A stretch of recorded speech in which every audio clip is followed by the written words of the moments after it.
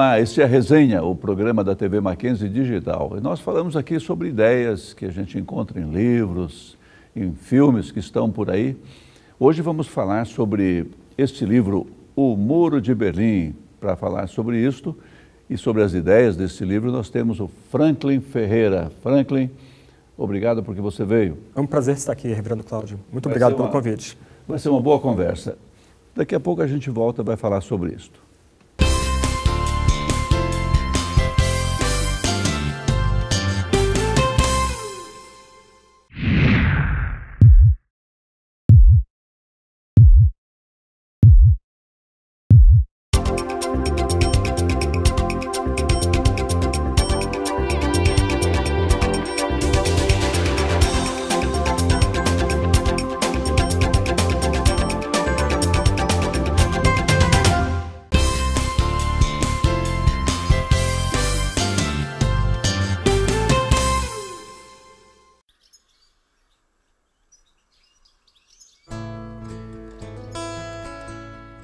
Muitas pessoas neste mundo realmente não entendem ou dizem não entender qual é a grande questão entre o mundo livre e o mundo comunista. Que venham a Berlim. Há aqueles que dizem que o comunismo é a onda do futuro. Que venham a Berlim. E há também aqueles que dizem, na Europa e em outras partes do mundo, que podemos trabalhar com os comunistas. Que venham a Berlim. E há, inclusive, uns poucos que dizem que é verdade que o comunismo é um sistema do mal, mas que nos permite fazer avanços econômicos. Que venham a Berlim. Então, vamos falar sobre o Muro de Berlim e para isso temos o Franklin Ferreira conosco. Você vai ver que o homem sabe tudo sobre essas ideias. Franklin, obrigado por ter vindo. Para mim é um prazer, Cláudio. Obrigado pelo convite. Franklin, você tem aí esse livro, Muro de Berlim. Do que fala esse livro? O livro é uma história dos mais ou menos aí 40, 50 anos em que a Alemanha ficou dividida, permaneceu dividida após o final da Segunda Guerra Mundial. Trata do período todo, então? Exatamente. E a ideia do livro é mostrar especialmente o impacto que a divisão, especialmente de Berlim, antiga capital da Alemanha, gerou nos moradores daquela cidade e, no caso específico, a construção do muro e os problemas decorrentes dessa construção do muro que dividia a cidade. A separação vem desde o tempo da ocupação do final da Segunda Guerra Mundial. Exato. O muro é de 61, se não me engano? 61, foi criado em 61. Mas o livro trata da situação toda. Ele começa exatamente ao final da Segunda Guerra Mundial. Uma nota curiosa do livro é a questão da ponte aérea, quando Berlim foi bloqueada em 48. Ficou ilhada. Ilhada, exatamente. E as potências ocidentais, no caso os Estados Unidos e Inglaterra, fizeram a primeira ponte aérea na história que, com sucesso, abasteceu aquela cidade inteira. Agora, teve até uma passagem interessante, que foi a ida de John Kennedy. Isso, em 61, a Berlim. em 63. Ele foi heróico ali. O que aconteceu? Ele, num discurso famoso dele, sem planejamento, para horror dos assessores dele, ele disse que ele era berlinense. Então, a ideia era apoiar Berlim como um enclave de liberdade no meio oriental, já debaixo da cortina de ferro. Isso era a Guerra Fria, não é? Sim, era a época da Guerra Fria. Confronto com Ao mesmo tempo em que havia esses problemas em Berlim, os soviéticos haviam mandado mísseis balísticos nucleares para Cuba, então havia toda uma tensão, um pavor de um confronto nuclear entre as duas superpotências, né? Então era literalmente o auge da Guerra Fria. Entendo. Agora, o muro caiu o quê? Em 89? 89, novembro de 89. 9 de novembro de 89. E como é que um livro sobre o Muro de Berlim pode ser interessante para nós hoje? Na medida que a gente nota que todo totalitarismo tem prazo de validade. E o prazo de validade acaba vencendo cedo ou tarde, seja por meio de uma revolução sangrenta, ou no caso específico da Alemanha, como da Polônia e da Tchecoslováquia, por meio de uma revolução pacífica. Então, a ideia do livro é falar sobre como chegou o prazo de validade, como chegou a hora da queda. Venceu o prazo de validade na Alemanha Oriental. Hoje nós enfrentamos alguma situação assim que torne útil saber disso, que o totalitarismo tem prazo de validade? Curiosamente, especialmente nos países da América Latina, há um retorno, essa tentativa de se perceber o Estado como transcendente, onde o Estado se vê no papel de determinar como as esferas da sociedade se posicionam. Então, o Estado se vê como aquele que vai regular as relações da família, as relações econômicas, as relações de entretenimento e de artes. Então, parece que no nosso caso aqui na América Latina, há algumas nuvens escuras no Ocidente que apontam para uma retomada dessa visão totalitária da sociedade. Aí, talvez a gente possa ver duas maneiras disso acontecer, né? Uma seria a banal, quer dizer, óbvia, evidente, né? O totalitarismo como já foi visto ao longo da história. Um totalitarismo baseado na força militar, como no caso Isso. Parece que às vezes a gente nota mesmo um flerte com essa vertente aí. Aqui no Brasil e na América Latina parece que há uma vertente mais de revolução cultural. Isto é, toma-se o poder por meio dos formadores de opinião. E esses formadores de opinião acabam reproduzindo essas ideias totalitárias. O formador de opinião, quem é? O presidente da República? Também pode ser. Não, ele é a própria opinião pública. Exatamente, na medida que ele fala além da conta, né? Ou fala um pouco demais, né? Mas pessoas ligadas a meios artísticos, ligadas aos grandes canais de imprensa e televisão no país, escritores de livros, então essas pessoas acabam fazendo propaganda dos benefícios de um totalitarismo que se provou no século XX, um século altamente violento, falidos desde o início, né? Literalmente com data de validade vencida. Né? Agora, eles são formadores de opinião ou são pessoas que emitem, que refletem a opinião que está ganhando espaço numa cultura num determinado momento? Geralmente essas pessoas pensam não o totalitarismo, mas a ideia da transcendência do partido do Estado como algo quase religioso, como um credo religioso. Então a forma deles propagarem suas ideias é quase como uma ferramenta evangelística, catequética, né? Então a ideia é vender os benefícios que um Estado um Estado transcendente, um Estado poderoso pode trazer para a população. Você quer dizer que o discurso secular, de repente, ou ideológico, melhor, de repente vira religioso, é isso? Sim, exato, esse é o ponto. Para mim era impressionante lembrar os desfiles de 1º de maio em Moscou.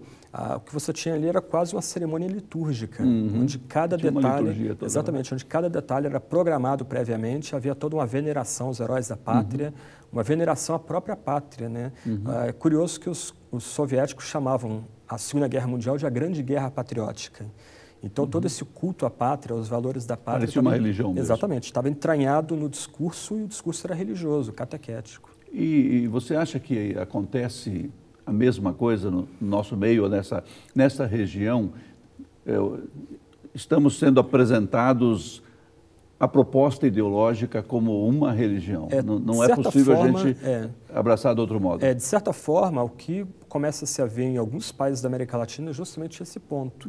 Quer dizer, quanto maior o Estado, mais benefícios para a população. Só que nisso você vai suprimindo a liberdade de expressão, a própria liberdade religiosa vai sendo colocada em risco. O que se vê hoje, por exemplo, a pressão muito forte sobre os meios de comunicação, especialmente sobre o trabalho jornalístico. Aqui no Brasil mesmo, né, uma judicialização da liberdade de expressão, da liberdade de se noticiar. Isso é bem forte em regimes totalitários. Né? Você não há o acesso à livre informação. Então, isso é uma característica desses regimes de força que estavam presentes na Europa no passado e parece que vão ressurgindo em alguns pontos da América Latina também. Agora, como é que esse pessoal que transforma o discurso ideológico em religioso lida com o contraditório, com a divergência? A divergência tem que ser silenciada ou esmagada. Que coisa violenta, totalitária. Porque, no final, o único ponto de contato entre o cristianismo e os regimes totalitários é que ambos exigem tudo do ser humano. Então, ambos? Exigem tudo do ser humano. Entendo, a entrega. Exatamente. Okay. Então, esse é até um discurso curioso, um debate curioso. Um homem chamado Helmut von Moltke, ele era um cristão e resistiu... Você vai começar uma história muito interessante pelo que eu estou vendo. Então, vamos fazer o seguinte, a gente dá um tempo e volta com a história que eu estou querendo ouvir. Ok. A gente volta já já.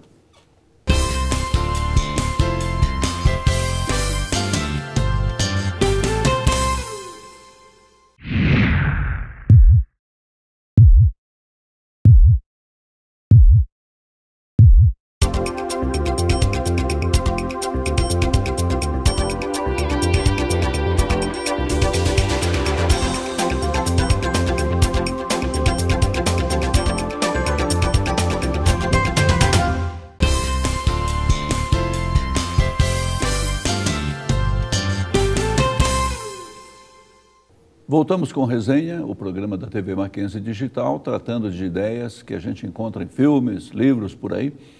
E hoje o Franklin está nos trazendo esta obra, O Muro de Berlim. E você ia contando uma história aí, Franklin, o que foi? Talvez o regime totalitário mais escandaloso do século XX seja o nazismo. E poucas pessoas sabem disso, mas desde a década de 30, já na ascensão de Hitler ao poder, em 1933, já forças dentro da igreja já se opunham ao nazismo. Cristãos, luteranos, reformados, por meio de pregação, por meio do seu testemunho, resistindo ao nazismo. Então, essa resistência ao nazismo vai alcançar seu clímax em 44, julho de 44, quando um grupo de cristãos, católicos luteranos, tentou, ligados às forças armadas alemãs, tentaram assassinar Hitler. O assassinato não se concretizou, Hitler conseguiu sobreviver à explosão da bomba e ele começou literalmente a cortar cabeças. 5.000 pessoas foram mortas na esteira do plano, aquele plano malfadado. E um desses cristãos, Helmut von Moltke, que ele foi preso, levado ao Tribunal de Povo, e no meio do debate, ele fez a sua própria defesa, porque era advogado, ele escutou do juízo a seguinte sentença, que o único ponto de contato entre o nazismo, que é um totalitarismo, e o cristianismo é que ambos exigem tudo do ser humano. E Moltke acabou, mesmo sendo um pacifista, ele era contra a tentativa de assassinato, né, de tiranicídio, ele acabou pagando com a vida o fato de ter resistido ao nazismo. Havia essa exigência totalitária. Exatamente. Né? A entrega tinha que ser a gente pode lembrar, por exemplo, daquele famoso conto de Orwell, Revolução dos Bichos, quando a cadela tem os seus filhos retirados à força para os pequenininhos, os filhotinhos, serem cuidados pelos porcos, né? Isso então mesmo. é bem isso que um Estado totalitário faz, ele se entende como aquele transcendente, aquele ente transcendente que vai ter domínio sobre todas as esferas da sociedade, inclusive sobre as relações familiares. Ele está acima das relações familiares. Isso então acaba produzindo uma forte intolerância. Sim. Não se admite a divergência. O contraditório, né? Exatamente. O que, porém, é curioso neste momento, porque o que se fala, o que se diz aí, é que todo mundo tem que ser tolerante, combate-se a intolerância. Como você vê essa contradição? O que fica é a intolerância dos tolerantes, porque qualquer intolerância dos tolerantes. Exatamente, qualquer discurso de oposição ao cânon estabelecido por eles deve ser rejeitado completamente. Então, nós temos uma situação similar ao que Moltke enfrentou no final do regime nazista, porque o cristianismo, ao priorizar o discipulado, exige tudo do ser humano. E o cristianismo ainda é uma força de resistência cultural muito forte no Ocidente. Do outro lado, essas forças de pressão totalitárias desprezam completamente o cristianismo, porque o cristianismo ele pontua críticas a muito desses programas libertários presentes no Ocidente, quanto à questão do aborto e união civil de pessoas do mesmo sexo. Então, o cristianismo acaba sendo marginalizado e ridicularizado por quem exige tolerância com as suas ideias, mas é incapaz de permitir a discordância ou uma crítica que venha de outros setores da sociedade civil. Essa questão da tolerância, penso que não é bem pensada, discutida, não é? Porque parece que há mesmo, né, a intolerância com algumas ideologias que não se afinem com a corrente principal do pensamento da cultura, da sociedade. Então levanta-se a bandeira da tolerância. Mas ninguém vai dizer que vamos tolerar um nazismo, por exemplo, sim. Um fascismo qualquer, né? Qualquer totalitarismo, qualquer cerceamento das liberdades individuais. Fica por definir, então, os limites da tolerância, mas já, de qualquer forma, já se pratica a intolerância com, por exemplo, o cristianismo, mas não precisa ser só o cristianismo, né? A ideia de qualquer discordância. Qualquer discordância. A ideia de tolerar tem seus limites. Toleramos o quê? A existência que outras pessoas pensem diferente? Ou porque nós achamos que todas as ideias são igualmente válidas, nós nem admitimos que se discutam as ideias. É uma intolerância meio estranha, que, porém, É o que a gente vê. Mas eu não sou um entrevistado, você que é. Começa a falar aí, senão eu vou... Um ponto curioso é a confusão monstruosa que você criou em termos de vocábulos importantes de conceituação política. Por exemplo, esquerda e direita. O que é isso? Em linhas gerais, são dois eixos importantes para conceituar o chamado espectro político. Então, em linhas gerais, hoje, o que se conceitua como esquerda e direita é o seguinte: a esquerda detém o monopólio das boas ações, enquanto a direita são os capitalistas malvados. E nesse caso aí é curioso que... Uma definição bastante tendenciosa, claro. Na verdade, muito superficial e que não atinge o cerne da questão. Então é curioso que, por exemplo, quando esquerdistas são colocados contra a parede, a tendência deles é rotular o nazismo como a extrema-direita. O que é a coisa mais curiosa do mundo, porque o nome do partido nazista era Partido Nacional Socialista dos Trabalhadores Alemães. Mas eles foram socialistas quando? Esse é o ponto. O que vem a ser esquerda e direita, então? A esquerda pode ser caracterizada como aqueles regimes ou aqueles sistemas ideológicos que priorizam o Estado. Então, num aspecto, tanto o comunismo como o nazismo são partidos de esquerda, ambos são socialistas. Só que o ponto a diferença entre eles é que o nazismo é um socialismo de raça, baseado num aspecto étnico, e do outro lado você tem um socialismo de classe. No nazismo você tem um socialismo nacionalista e do outro lado, no comunismo, você tem um socialismo internacionalista. Mas ambos priorizam esse aspecto do Estado forte, o Estado transcendente. Aliás, o partido transcendente, o partido forte, onde esse partido ele está acima das esferas da sociedade. Família, a política, ou família, economia, escola, ele se vê como aquele ente que tem o dever de não só regular essas esferas, mas intervir e definir ou determinar como essas esferas devem se portar, como no campo da arte. É o dono da verdade. Exatamente. O que nós temos no país, quando a gente fala de arte, financiamento público, Lei Rouanet, isso é voltar à ideia do mecenas. Então, você acaba não tendo arte. O que você tem, na verdade, panfletagem. Né? Do outro lado, a direita privilegia o indivíduo. Então, a extrema-direita, na verdade, seria o que? Não o nazismo, mas seria os anarquistas, em que eles entendem que você não tem que ter Estado nenhum. Autoridade nenhuma. Exatamente. Você tem a crítica completa à autoridade e ao Estado. Então, esse seria a extrema-direita. Então, no Brasil, curiosamente, a gente não tem a direita. E como a gente saberia se a gente tem um partido de direita ou não? Mas a gente tem esquerda, por acaso? A gente tem, na verdade, essa visão do Estado como ente transcendente. Necessariamente não um socialismo puro, mas ainda assim essa visão de que o Estado deve comandar as esferas da sociedade. Né? Parece que a própria ideia do Estado fica enfraquecida diante do indivíduo, porque a pessoa que diz que está lá defendendo o Estado e quer forçar a presença do Estado, você vê que no final das contas está aumentando sua conta bancária. Exato, né? exato. Sobre conta bancária a gente não vai falar, mas daqui a pouco a gente volta para falar a respeito ainda desta ideia com algum outro desdobramento que vai ser muito interessante. Daqui a pouco.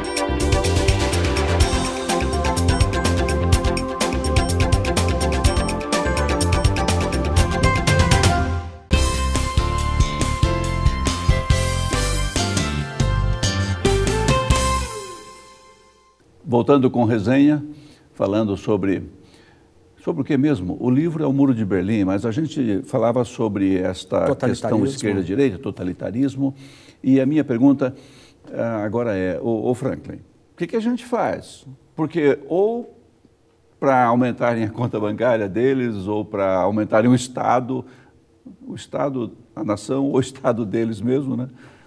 Há essa opressão, querem dirigir tudo. Como é que a gente reage?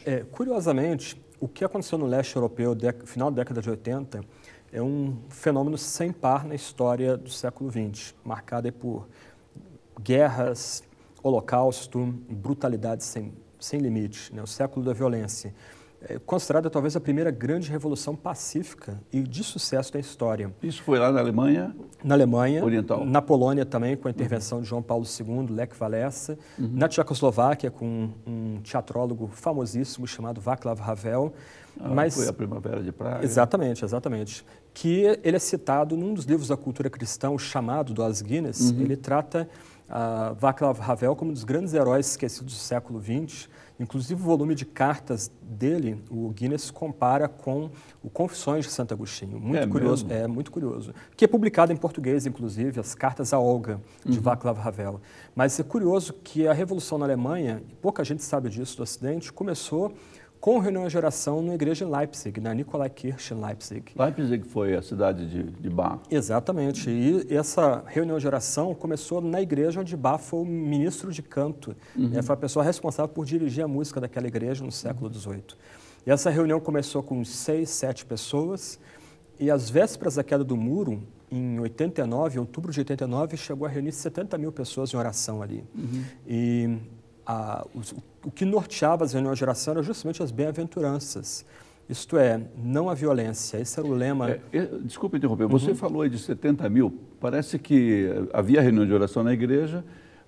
Agora, claro que não cabia 70 mil pessoas lá, não é? E compareceram e se reuniram diante da igreja. Na praça da igreja. E parece que eles se movimentaram na cidade também numa manifestação pacífica. Isso foi importante. As forças de segurança da República Democrática Alemã estavam prontas para matar ou morrer ali. Havia uma espécie de incerteza que era um estado policial, a República Democrática Alemã. Então, havia-se um medo mesclado com a esperança de que aquela revolução baseada nas bem-aventuranças terminasse bem. Então, a instrução é que as pessoas levassem velas para a reunião de oração. Então, havia reunião de oração dentro da igreja, no Nikolaikirche, e fora as pessoas também acompanhando a reunião de oração, ali, ansiosas e apreensivas.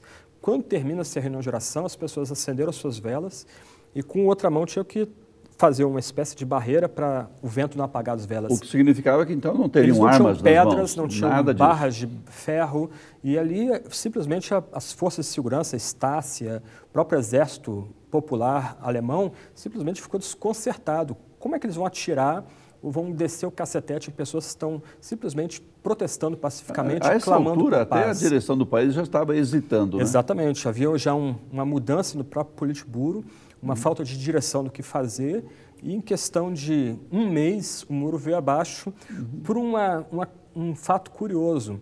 A pessoa que foi dar um anúncio público para jornalistas, ela deu uma informação pela metade, um jornalista italiano provocou, olha, quando é que o muro vai ser aberto?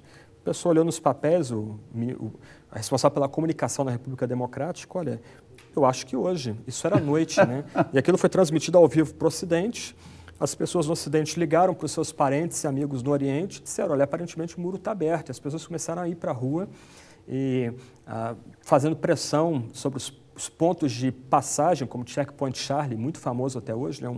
Hoje é um museu daquela época, e as pessoas indagando os guardas do povo ali no muro, olha, disseram que está aberto, a gente quer passar, mas a gente não tem informação, mas nós queremos passar. E daqui a pouco, do nada, uma pessoa passou e os guardas não queriam se responsabilizar por um tiroteio, um massacre ali, simplesmente abriram as portas e as pessoas indo para o lado ocidental, quem estava do lado ocidental vindo para o lado oriental, do lado ocidental os bares abrindo meia-noite, 1h da manhã, dando cerveja gratuita para as pessoas, de repente gente subindo ao muro e brincando em cima do muro, e do nada o muro caiu sem trocar um tiro, sem um Agora, tiro. diga-me o seguinte, a ideia é sair de lá, ultrapassar o muro, deixar o país. Qual é o que é a coisa de mérito aí? Ou ficar e participar da reconstrução? Nos anos anteriores, o muro foi levantado como uma forma de impedir a saída. Né? Nos anos anteriores à construção do muro, saía uma taxa de 150 a 200 mil pessoas por ano do Oriente para o Ocidente. Ainda hoje, a Alemanha Oriental você ainda tem os clarões despovoados no lado oriental. Muita gente realmente migrou para o Ocidente e o muro foi uma tentativa de impedir essa migração, esse processo migratório.